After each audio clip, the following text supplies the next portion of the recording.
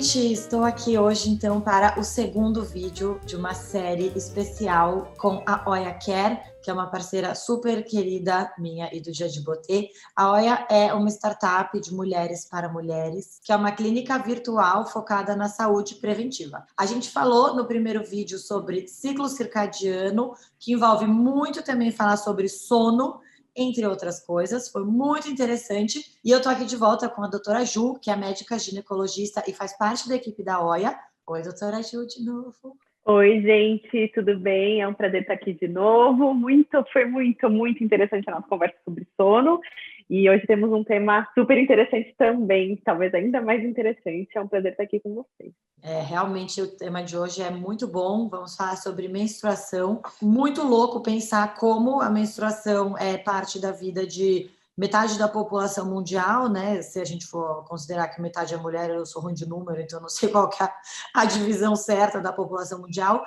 E a gente fala tão pouco sobre isso, para não dizer o fato de ser um tabu. Estou muito feliz que a gente vai fazer esse vídeo e vai conversar sobre isso. Espero que a gente possa incentivar aí, né, abrir, lançar um debate interessante sobre esse tema que ainda bem tem sido cada vez mais falado. Bom, doutora Ju, queria começar perguntando uma pergunta que parece óbvia, mas talvez não seja tanto, que é: o que é a menstruação? Como que a gente pode entender ela dentro, né, enfim, da nossa realidade feminina? Gente, eu adoro falar sobre isso, sabia? Porque eu acho que entender o ciclo menstrual é nos entendermos como pessoas que menstruam, né? E não vou nem falar como mulheres, necessariamente, mas como pessoas que menstruam, entender o nosso corpo e como ele faz, e como ele passa por processos de transformação ao longo do mês. Não só nosso corpo, mas nossa mente também. Isso é muito importante. Não é uma pergunta nem um pouco simples, o que é menstruação, né? Menstruação nada mais é do que a descamação da camada interna do útero, que é chamada de endométrio. O primeiro dia que a gente menstrua, a gente considera o primeiro dia do nosso ciclo. Então, as pessoas acham que o primeiro dia do ciclo é no fim da menstruação. Não. É o primeiro dia que você menstrua, é o primeiro dia do seu ciclo. E a menstruação ocorre justamente por uma queda abrupta hormonal que a gente tem aí no finalzinho do ciclo, que faz com que esse endométrio descame. Uma pergunta que as pessoas me fazem, que as mulheres me fazem é: eu tomo pílula e quando eu faço a pausa, eu menstruo. Né? Eu posso fazer a pausa para menstruar? Na verdade, quando você faz a pausa da pílula, você não está menstruando. A pausa da pílula ocorre por um sangramento de privação. O que é isso? Você está usando o hormônio da pílula e quando você para, né, suspende, faz a pausa do hormônio, você tem um sangramento da camada interna, mas não é essa descamação que ocorre durante a menstruação. Isso é muito importante de entender, porque isso vai impactar em outras coisas também que a gente vai comentar aí para frente sobre métodos, por exemplo, de não menstruar, né, que a pílula é um deles. Eu acho que a menstruação ele é um tema, obviamente, muito multifacetado, né? Você mesma falou que não é só uma coisa, a questão física, mas também envolve toda a questão de hormônio e também a questão da nossa cabeça, né? Do nosso humor. E eu acho que é isso, né? A gente entender esse ciclo ajuda a gente muito a entender também por que tem momentos no mês que você está mais disposta, menos disposta, mais animada, mais desanimada, mais borocochô. O que você pode dar para a gente assim, de insights sobre esses três, né? A questão física, hormonal e também da cabeça, que sendo que tudo tá entender o ciclo menstrual, gente, é entender a sua potencialidade. É impressionante. Quando você entende como que você tá ao longo do mês, você consegue encaixar coisas específicas ao longo do mês, programar muitas vezes a sua agenda para fazer coisas, por exemplo, que exijam mais criatividade numa fase, ou coisas que exijam mais reflexão e introspecção. Então, eu costumo falar sobre isso com as pacientes, né? Quem não está usando hormônio, ou seja, quem tem o ciclo menstrual, para prestar atenção. Então, eu acho que a gente pode começar a conversa explicando como é que funciona o ciclo menstrual, quais são as alterações que acontecem aí ao longo do ciclo e como você pode usar o melhor do seu potencial. E é louco, né, que a gente devia aprender isso na escola, assim, mas não. Sim, eu também acho. Veja, eu sou ginecologista, né? Então eu trabalho com isso, mas ainda assim eu só fui ter esses insights depois que eu já estava trabalhando, já tinha me formado, já feito residência, já fiz segunda residência. Então, entrar em contato mesmo com com o nosso próprio corpo, eu acho que a gente já traz a primeira questão, né? Às vezes, socialmente, a gente não se sente encaixada. Então, eu tô menstruando, eu não posso fazer aquilo. Você trabalha com o lado negativo, por exemplo, da menstruação, e, na verdade, não. Se a gente conseguir ressignificar isso, falar assim, bom, eu estou menstruando, eu fico um pouquinho, eu vou explicar para vocês porque eu fico um pouquinho mais introspectiva, querendo ficar mais em casa, por que não usar isso ao meu favor? Por que não realmente respeitar meu corpo, ficar aqui mais quietinha, colocar aquela leitura em dia que eu estou precisando, fazer minha mente trabalhar de uma maneira reflexão para que, quando eu entrar na próxima fase, eu consiga estar mais produtiva nessa fase. Trazer isso de uma maneira mais ativa no sentido de acolhimento e de usar o seu potencial e não pejorativa, igual muitas vezes socialmente é colocado e a gente mesmo se coloca nessa situação. Né? Nossa, então... é muito interessante você falar isso, porque eu não pude evitar de fazer um paralelo com astrologia, né? Que parece uma loucura falar isso, mas assim, hoje em dia a gente tem essa conexão, todo mundo tem muito interesse em astrologia e o ritmo da Lua, né, os astros, que planeta que está rolando, que planeta está retrógrado, etc. E a gente tem isso também dentro da gente, mas a gente não para olhar para essa parte, né, interna. A gente está ali. Eu acho que já é interessante pensar, especialmente na Lua, que eu acho que, obviamente, ela tem um impacto, se mexe na maré, o que dirá de nós, né? Até o nascimento dos bebês, né? Assim, tem já... estatísticas mostram que as bolsas rompem mais, então bebês podem nascer mais na troca de lua. E é justamente por isso, porque mexe com a maré, que tem dentro da barriga, líquido amniótico, né? Então também mexe com aquilo ali. Então realmente impacta. É algo físico mesmo, né? Não é místico, tá? Então, mas assim, pode até ser místico também, mas o físico existe também.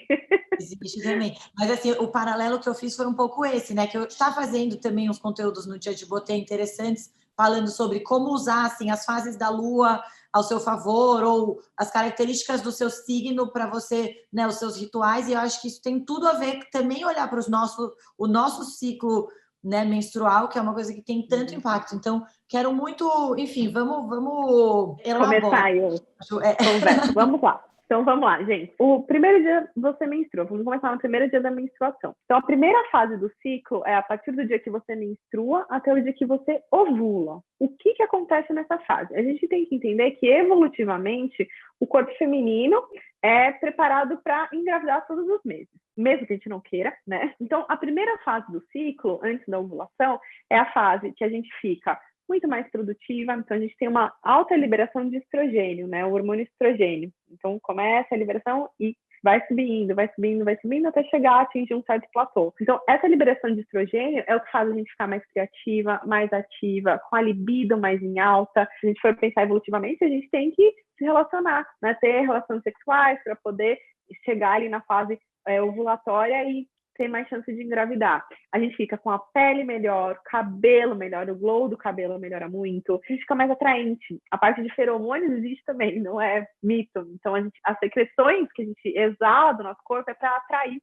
Evolutivamente, a gente é feito assim. Então, assim, por que não usar esse potencial? Porque se você sabe que você vai menstruar e a partir dali, até você ovular, você vai estar nesse boom de criatividade, né? Uma energia, um fluxo muito grande, usar isso a seu favor, né? Então, marcar reuniões que exijam mais sua energia, então que você tem que ter mais ideias, mais projetos, fazer mais planejamentos, organizar as coisas. A gente tem muito potencial de organização nessa fase, né? O estrogênio faz isso no cérebro também. Quando eu falei que é cerebral, é mental, também acontece isso, né? Então você fica muito mais ágil, responsiva e disposta. E quem percebe bem o ciclo menstrual percebe bem isso, essa mudança da primeira fase do ciclo.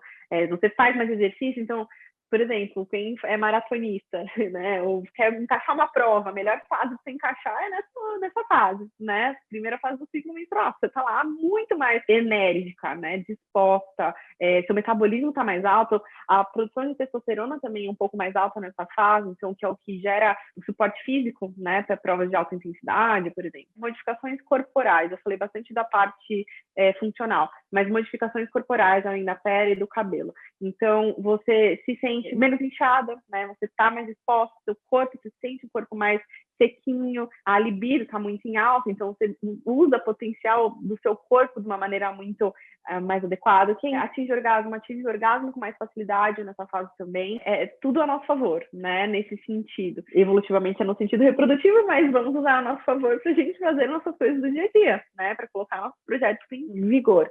O muco, né? A gente tem uma secreção fisiológica da vagina, ele fica mais fluido, né? Ele não é tão espesso, não é tão viscoso, tá? Nessa fase. Por quê? Porque se a gente tiver relação sexual, o espermatozoide tem que chegar mais fácil ali no colo do útero, não adianta ter um muco muito espesso. Então, é fisiológico isso, né? Tudo a gente é programado para engravidar mesmo sem querer, tá, gente? Então, aqui não estamos falando do que a gente quer, estamos falando do que o nosso corpo faz sozinho. Muitas coisas envolvidas, né? E quando você estava falando, eu fiquei pensando na coisa do esporte também, que depois você falou da maratona, né? Porque você se sente com mais energia mesmo, né? Assim, mais Sim. disposição, tipo, senão depois você tá Sim. tipo.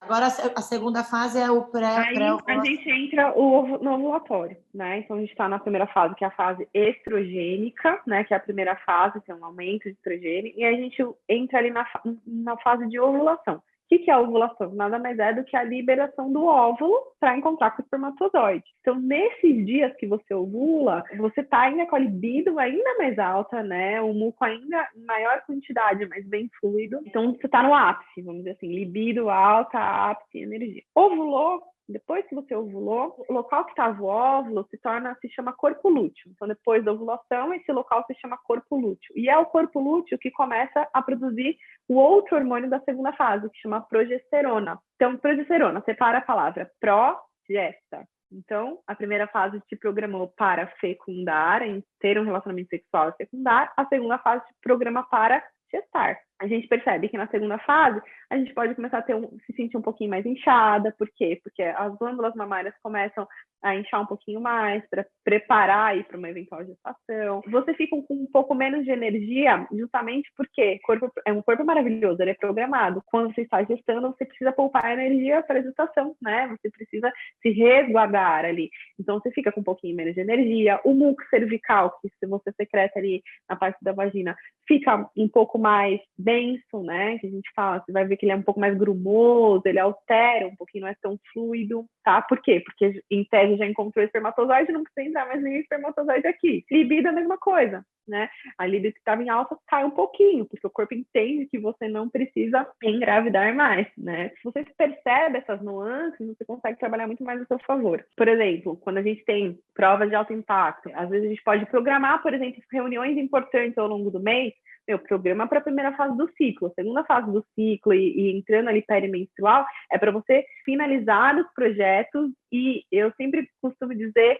acolher tudo que foi feito. Então, é como se você fez aquele boom, fez tudo, deu muita energia, agora, calma aí, vamos parar e vamos organizar a casinha aqui para ver o que está acontecendo. É uma coisa meio como se você estivesse parando para gestar os projetos, digamos, né? Eu adoro gestar, eu uso muito isso, Vicky, também.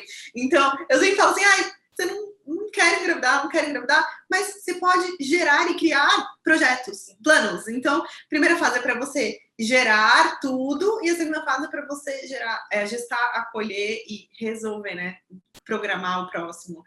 E aí a gente chega na fase perimenstrual. Tá? Que pode ter algumas pacientes, algumas mulheres, desculpa, podem ter sintomas de TPM. A tensão pré-menstrual nada mais é do que ela ocorre por um aumento de sensibilidade à progesterona. Então, a gente tem um aumento de sensibilidade à progesterona no corpo, então esses sintomas que eu citei ficam mais exacerbados. Então, dá mais dor na mama, dá mais inchaço, você pode ter mais flutuação de humor nessa segunda fase, desde a ovulação até a menstruação. E isso muitas vezes pode comprometer aí a qualidade de vida de algumas mulheres. A TPM, teoricamente, pode acontecer durante toda essa segunda metade. Então, se o seu ciclo é de 28 dias, você pode ter 14. Exatamente. E ela é definida dessa maneira. Inclusive, tem mulheres que percebem isso. Eu ovulei, depois da ovulação, 2, 3 dias depois eu já começo ficar irritada, ficar inchada.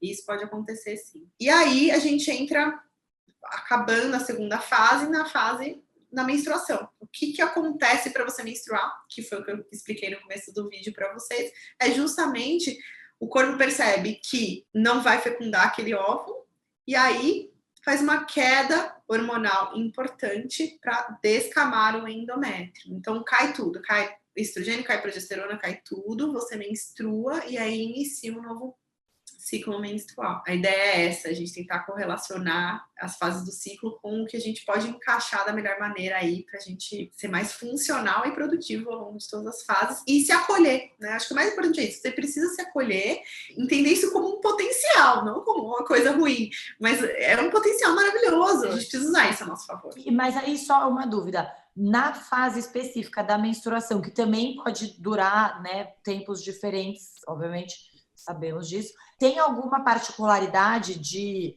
humor, hormônio, físico? Normalmente, a fase na hora que você menstrua é a fase que exacerba mais ainda os sintomas da segunda fase, né? Então, esses sintomas que eu falei, pode ter um pouquinho de labilidade emocional, de se sentir mais inchada, de se sentir mais necessidade de resguardo também, uma necessidade de resguardo, é essa sensação que pode dar. Se a gente for pensar da maneira muito objetiva, é físico, né? A gente está sangrando, então a gente está perdendo bastante coisa do nosso corpo. Então a ideia é que a gente se resguarde um pouquinho mais mesmo nessa fase, se resguardar no sentido de talvez uma maratona não seja adequada ser feita nessa fase. Tá? É verdade, já entrei em contato várias vezes com pessoas que fazem esporte de alto impacto, que percebem essas mudanças, e eu sempre digo, olha, melhor que não seja nessa fase, se possível. O bom dos exemplos um pouco mais extremos é que, né, você, obviamente, o exemplo extremo ele é uma situação um pouco mais extrema, mas a gente sempre consegue incorporar isso, né, na nossa realidade. Eu sinto muito esse mais quieta, assim, mais contemplativa e resguardada. Eu costumo dizer assim, por que não olhar a menstruação como uma fase de pensar exatamente isso? O que deu certo nas coisas que eu fiz? Fiz os projetos, o que deu certo? O que não deu? Aonde que eu preciso mexer? E aí facilita a gente encarar aquilo como algo positivo e não negativo. Total. Quando a gente fala de, enfim, né, você falou algumas vezes de mulheres que não menstruam, optam por não menstruar. Como que é, assim, como você vê isso na sua prática? Como que tá o estado das mulheres hoje em dia, assim? Eu acho que a coisa da menstruação toda, ela é muito menos tabu, não sei se é menos tabu hoje em dia. Acho que a gente fala um pouco mais hoje em dia, ainda tem muito para melhorar, mas você acha que as pessoas falando mais sobre isso, elas ficam um pouco mais abertas, né? Acho que pensando com todas essas coisas que você falou, de encarar isso não pejorativamente, mas proativamente, ativamente, como usar o melhor.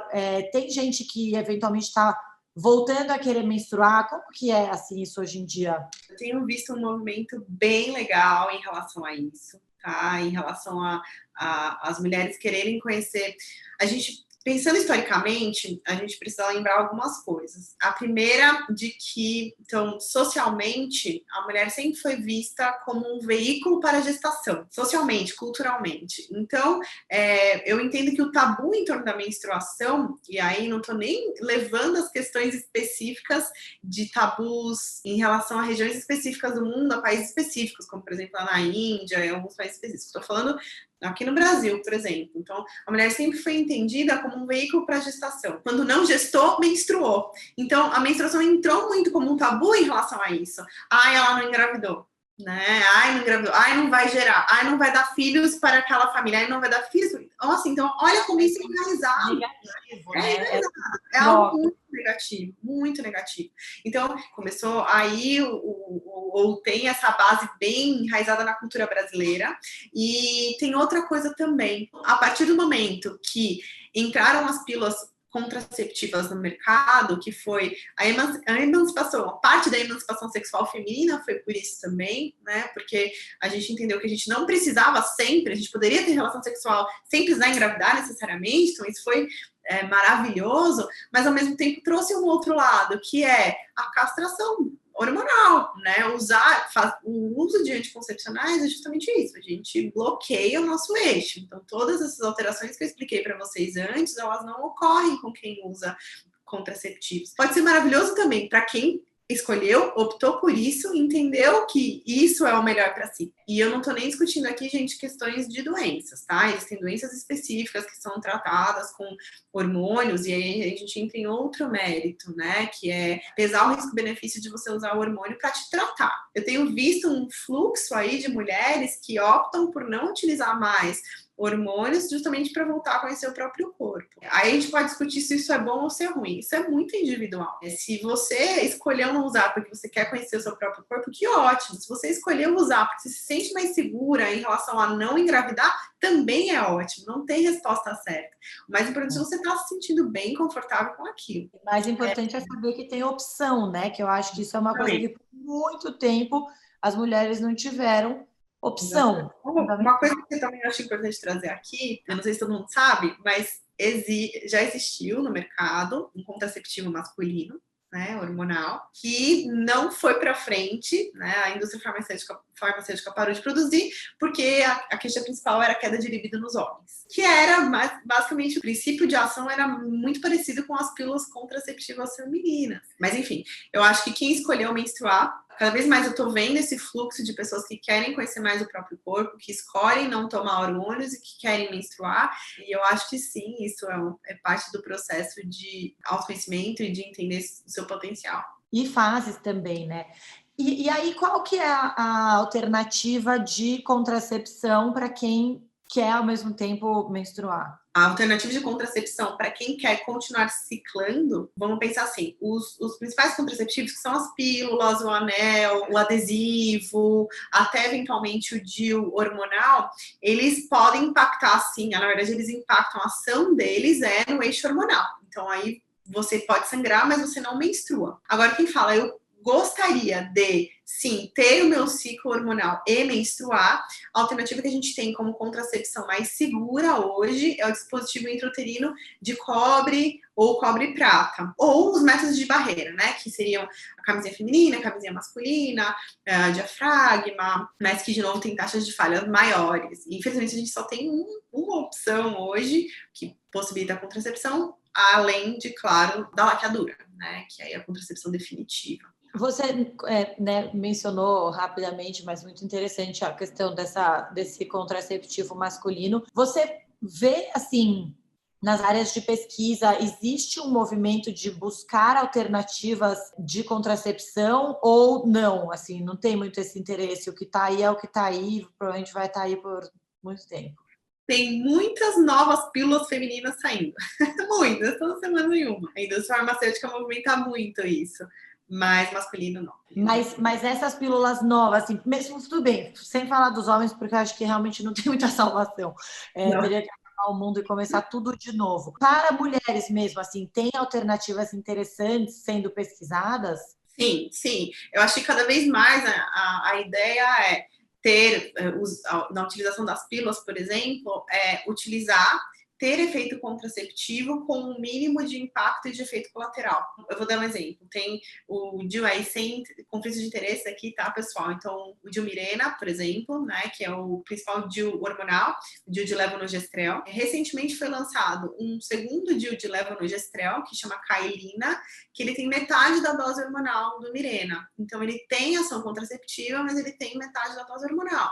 Potencialmente tem menos efeitos colaterais. Então, cada vez mais é essa tendência da indústria farmacêutica. E é muito individual, né? Como que a gente escolhe o melhor método? Eu recebo muito essa pergunta às vezes. Como eu escolho o meu método? Qual o melhor método? Não existe melhor método. Existe melhor método para você. A gente tem que entender várias coisas. Então, como que é o seu dia a dia? Você esquece ou não de tomar medicação, por exemplo? Tá tudo bem para você fazer a aplicação de um anel vaginal uma vez por mês? Ou você prefere algo externo? Você prefere um adesivo? Se sente menos invadida? Ou você não quer nem pensar nisso? Não quero pensar nisso durante 5 anos. Talvez um dispositivo intrauterino seja mais adequado, porque você não vai precisar pensar nisso.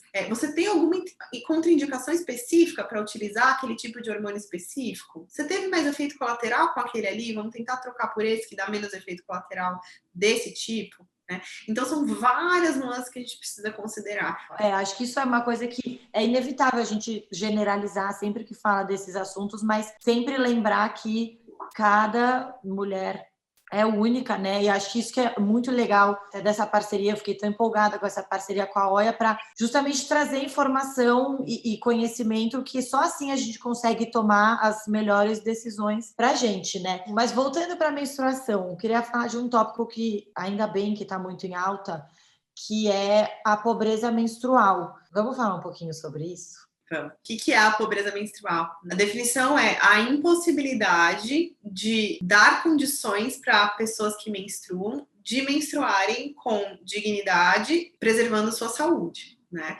E aí, essa impossibilidade pode envolver falta de conhecimento, falta de acesso à higiene, falta de acesso a absorventes ou qualquer maneira de utilização, de coletar aquele sangue, falta de entendimento do próprio corpo também, né? Falta de autoconhecimento, e cada vez mais a gente percebe o quanto isso é importante. 1 em cada 4 meninas que menstruam já estiveram de frente com algum aspecto da pobreza menstrual, né, no Brasil. É importante a gente falar sobre isso, sim, e de novo, acho que trazer conhecimento e maneiras de acesso, né, não adianta também só dar o conhecimento e não ter acesso a medidas de higiene básicas. Total. Acho que isso é um assunto que está realmente movimentando bastante, ainda bem. O louco, né, que de tantos problemas que tem no mundo, esse é um que não é difícil de resolver e tem um impacto tão grande, né? Eu tenho até, de Caoia, mais uma. Não sei se vocês já assistiram, se você assistiu, Vicky, aquele documentário que chama Absorvendo o Tabu, no Netflix. Não. Gente, é muito legal, porque fala sobre venda na Índia também, venda de absorventes de baixo custo para pessoas que não têm acesso. Assim, é arrepiante. Eu acho que vale a pena todo mundo assistir para pensar sobre isso também. E aí envolve também todo o tabu cultural, tal. É bem legal. O que eu quero dizer com isso é que dá para ter maneiras financeiramente viáveis, né, para oferecer dignidade para quem precisa desses recursos durante essa fase, né? E encarar isso de uma maneira natural. Se você priva quem está passando por um processo fisiológico do corpo de ter recursos para te trazer dignidade para aquela fase, onde a gente está, né? Onde a gente vive. Não, e de novo, é uma coisa que assim, metade da população potencialmente vai passar por isso. E é muito louco isso ser uma questão, né? Torcer para que seja algo que vai evoluir nesse mundo. Vamos falar um pouquinho sobre as opções, que hoje em dia isso também mudou muito, né? As opções de coleta, não sei nem o termo certo para usar, mas enfim, não é absorvente, né? Opções de descarte do sangue, talvez, né? Então, de coletar e descartar o sangue de higiene, enfim. Sim, a gente tem, assim, cada vez mais a gente está pensando e a gente precisa falar em sustentabilidade. Os absorventes sintéticos, muitas vezes, causam irritação, causam prurido crônico. Já fazendo aqui um parênteses, gente, não pode usar absorvente diário todos os dias, isso altera toda a flora da vagina, te predispõe à infecção, principalmente candidíase. Então tem gente que tem costume de usar isso, que não entende, é o que a gente volta no início lá, não entende o próprio corpo, não entende que aquela secreção muitas vezes é natural do corpo e quer usar para deixar seco 100% do tempo, e isso acaba alterando a flora. Então existem diversas formas da gente fazer essa coleta e descarte do sangue. Hoje em dia, cada vez mais a gente fala sobre sustentabilidade, sobre a necessidade de ter maneiras que respeitem o meio ambiente, respeitem o nosso corpo também. Muitas vezes desrespeitam o meio ambiente também é desrespeito ao nosso corpo, porque tem produtos químicos envolvidos, parabenos, né? A gente tem algumas opções. Hoje em dia a gente tem os absorventes comuns, né? Os absorventes externos e internos, e a gente tem opções de coleta por meio de discos menstruais, é um disquinho mesmo que faz a coleta do sangue, você faz o descarte do sangue. O coletor menstrual, que é um copinho, né? Que tem um ajuste ali na região do colo do útero, também favorece o descarte. Existem alguns absorventes agora que cada vez mais em voga no mercado. Fora do Brasil já tem muito, mas no Brasil está entrando mais agora, que são os absorventes biodegradáveis, tá? Que é uma opção interessante também, que respeita o meio ambiente e potencialmente respeita mais o nosso corpo. Existem as calcinhas absorventes, que também estão muito em voga, porque elas têm tecnologias específicas que absorvem o sangue e permite que você lave e reutilize, sem deixar com odor, né? Além disso, tem tem os absorventes de pano. A gente volta às nossas origens, muitas vezes, né? Nossas avós usavam, né? Minha avó usava absorvente de pano. Tecidos específicos que absorvem bem o sangue, que você faz trocas esporádicas, lava e reutiliza. Qual é melhor? O melhor é o melhor que você entenda que é melhor para você, que você teste, que você se sinta confortável e que você consiga potencialmente também respeitar o meio ambiente. Acho que a gente precisa pensar assim sobre isso. Eu acho interessante essas opções novas de copo e de disco, porque por mais que você não se adapte, né? Às vezes a mulher não se adapta, ela passa a conhecer o próprio corpo. Quantas mulheres não sabem aonde é a entrada da vagina, a entrada da uretra, que é um canal que sai a urina? Então, muitas vezes a gente precisa entender melhor o corpo para inserir o copo. Então, acho que também passa pelo processo de autoconhecimento, né? Acho que é bem interessante por isso também. Por mais que não se adapte, às vezes não se adapta mesmo, né? E é bem legal ver realmente que acho que esse movimento todo de novas opções e alternativas casa muito com o fato de estar se falando mais sobre menstruação, e aí isso ajuda a diminuir o tabu e tá tudo interligado, né? Eu amei, assim, essa ideia da gente olhar o ciclo e entender, porque tem coisas que a gente, tipo, mulher, você meio que vive as coisas e passa por elas como se, assim, é assim, e você não para muito para pensar, tipo, como que eu posso pegar essa realidade aqui do meu mês, porque, gente, é uma coisa que é todo mês, né? Assim, é muito louco, então... Eu percebo muito isso, assim, que às vezes, assim, ufa, passou, deixa eu começar o novo. Mas, assim, não, calma, não é assim, né? Vamos olhar direito. Por que naquele mês você teve mais TPM? Aí você vai fazer uma análise retrospectiva, você tá passando, você tá, né, ruim na TPM ou na menstruação, tá mais quietinha. Você vai passar, putz, briguei com não sei quem, tive um problema no trabalho, aquilo ali não tá muito bom, o que eu posso fazer para ajustar para o próximo mês ser melhor? Sabe? Então, coisas assim que a gente não perceberia. Então, eu tenho tentado ver mesmo como um presente, tá? Eu não tô querendo viver no mundo das maravilhas. Eu sei que às vezes é ruim, eu sei que às vezes, não aguento mais isso. Mas, assim, quanto mais a gente ressignifica, melhor a gente se sente, consegue passar melhor por aquilo ali. Então... no fim, tudo é uma questão de perspectiva, né? Se a gente quer ter uma perspectiva um pouco mais positiva sobre uma coisa que é natural, e, enfim, você tem opção, como a gente falou, né, já no vídeo, que você tem opção, e acho que ter opção é muito legal, mas se você opta por menstruar e ter o seu ciclo, olhar aquilo com um olhar positivo, eu particularmente acho muito que é meio que um demonstrativo mensal para mim de que, assim, tá tudo certo, o ciclo, sabe, assim, eu gosto de ciclos, então eu vejo como uma coisa positiva. Enfim, aí até comentando sobre isso, eu queria ouvir de você alguns mitos em torno de menstruação, porque eu nem sei se, sei lá, o fato de eu menstruar todo mês e meu ciclo tá ali acontecendo regular, eu vejo isso como uma coisa positiva, mas às vezes eu tô errada, porque não necessariamente uma coisa tem a ver com a outra. Bom, mitos. Então, o ciclo menstrual, ele é muito um termômetro do nosso corpo. Então, isso não é mito, isso é verdade. Várias coisas podem impactar no nosso ciclo menstrual, e eu vou falar disso na sequência. O que não tem correlação. Então, assim, a primeira coisa é que você precisa necessariamente menstruar sempre 28 dias. Eu preciso estar sempre reguladinha. Não, o ciclo menstrual, que a gente considera não patológico, então que não é uma doença, que não precisa ser investigado, pode durar entre 25 a 35 dias. Então, se um mês você menstruou 25, fez um intervalo de 25 dias, outro mês você fez um intervalo de 26, tá tudo bem, né? Não significa que tem um problema com você. Isso pode variar aí nos meses. Mas pode ser tipo 25 num mês e 35 no outro, ou daí é um salto já muito... Normalmente é bem afastado assim, a gente já fica com uma pulguinha atrás da orelha. Mas é difícil ficar não afastado. Do seu de sempre, uma alteração... Uma pequena variação, né, ali em torno do ciclo menstrual. O ciclo desregulado não necessariamente significa que tem algum comprometimento específico com a sua reserva de óvulos, por exemplo, né, com a sua fertilidade em si. Quando está muito irregular, então quando saiu desse padrão de intervalo, vale a pena você ser avaliada em todos os aspectos hormonais, aspectos do exame físico, aspectos psíquicos. Então, por exemplo, o estresse pode alterar muito o ciclo menstrual, porque libera cortisol, e o cortisol a gente já falou aí, quem não viu outro vídeo, passa lá para ver o vídeo de sono, mas o cortisol, ele impacta diretamente na nossa secreção de hormônios ovarianos também, várias coisas podem impactar aí, mas não necessariamente impacta na sua chance de engravidar. Aí, nossa, tem um mito que é muito, muito frequente, que é, eu tomo pílula, eu preciso fazer pausa, senão eu tomo pílula, eu preciso fazer pausa porque eu preciso menstruar, eu preciso limpar meu corpo. Várias vezes as mulheres falam isso. Quando você escolhe não menstruar, tomar pílula, seja ela contínua ou não fica sangue acumulado, não fica um acúmulo de sangue lá dentro que precisa ser expelido. Por quê? Uma das ações da pílula é justamente afinar a camada interna do útero. Fica fininha.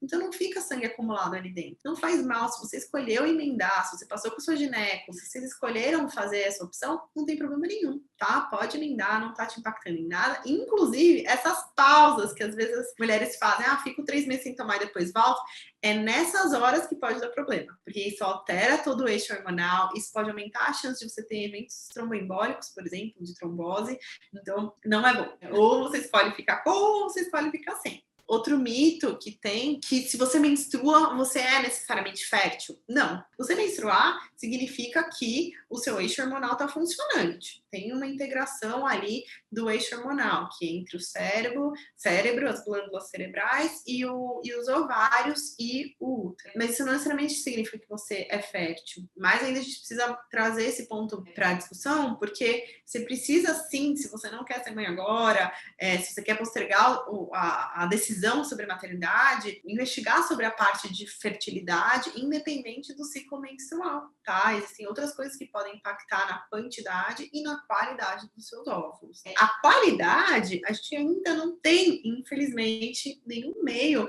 mais objetivo de avaliação, mas a quantidade a gente consegue. E a gente consegue de 2 maneiras. A primeira é pelo hormônio antimuleriano, então que a gente estima essa reserva de óvulos. A segunda maneira é por meio do ultrassom transvaginal com contagem de folículos. E interessante que o ultrassom transvaginal, ele pode avaliar também o útero, né, na parte menstrual, por exemplo, a gente está investigando alterações de padrão de sangramento, e avaliar os ovários também. Então, a gente precisa unir essas 2 vertentes quando a gente fala sobre investigação de fertilidade, por exemplo, ou de planejamento reprodutivo. E é, por exemplo, o que a OE oferece, né? O hormônio antimuleriano e a jornada de descoberta da fertilidade envolve justamente um desses pontos, que é o hormônio antimuleriano, e uma avaliação adequada e planejamento aí do potencial reprodutivo dessas mulheres. Bem interessante. E aí, você falou que ia comentar depois coisas que podem impactar no ciclo. Então, se você tem um ciclo regular, né? Então, menstrua aí todo mês, a cada 25, 26, 27, 28 dias.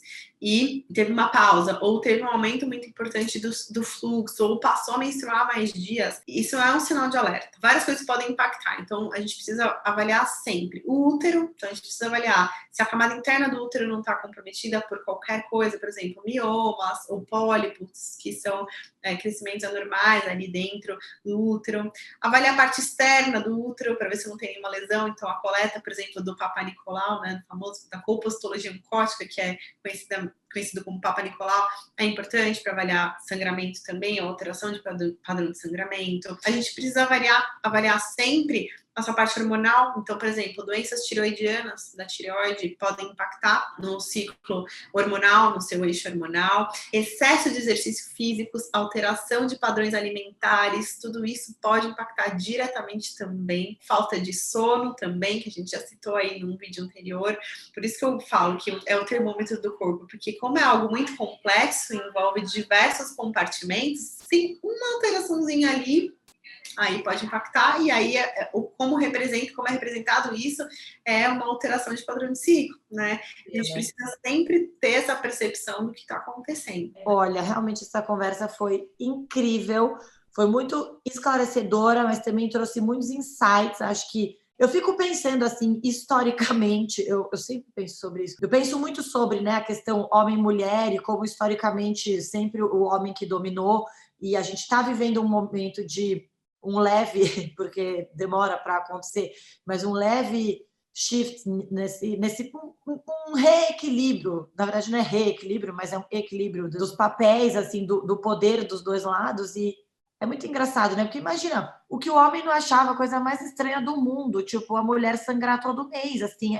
Não é à toa que, né? Daí eles achavam que a mulher era bruxa, porque, assim, O que está acontecendo?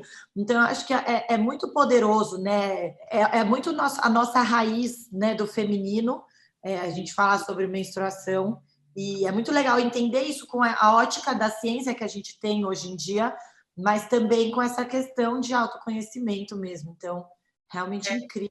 É interessante você falar isso, aproveitando para a gente terminar pensando nisso também, que sobre cultural, né? Então, algumas culturas hindus que tinham as raízes matriarcais e não patriarcais, isso há muito tempo, antes de Cristo. Eles veneravam a mulher durante o período menstrual, veneravam o ciclo, né? É impressionante como isso ao longo dos séculos foi mudando, né? Como a gente chegou hoje do jeito que a gente é, com tabus envolvidos, com história da pobreza menstrual, com as próprias mulheres não quererem nem pensar sobre isso, a gente no dia a dia não querer parar e falar assim, não, deixa eu dar um minutinho aqui para entender o que está acontecendo. Mesmo a gente, quando a gente menstrua, eu me lembro quando eu menstruei, na escola, né, você não pode ter sangue, não sei o quê, que medo de menstruar, tinha muito isso. É muito próximo isso, né? Acho que a gente ainda está nesse processo de mudança, sim. Acho que a gente, o que você disse, se apegar às nossas raízes é muito importante mesmo para você se aceitar, se conhecer melhor, conseguir passar por esse processo, você escolheu menstruar de uma maneira leve, né? Muito mais leve, se acolher. Muito legal. Doutora Ju, muito obrigada por mais uma conversa incrível. O próximo sobre menopausa, outro assunto absolutamente necessário, que também, ainda bem, está em alta, né? Muito louco quando você fala, está em alta, falar da coisas que são, enfim, fazem parte da vida. Mas é isso aí. Foi muito legal. Muito obrigada, muito obrigada. É um prazer estar aqui de novo. E aí aguardamos a nossa próxima conversa sobre menopausa, que é realmente um tabu mesmo. Obrigada, Vicky. Obrigada. Beijo.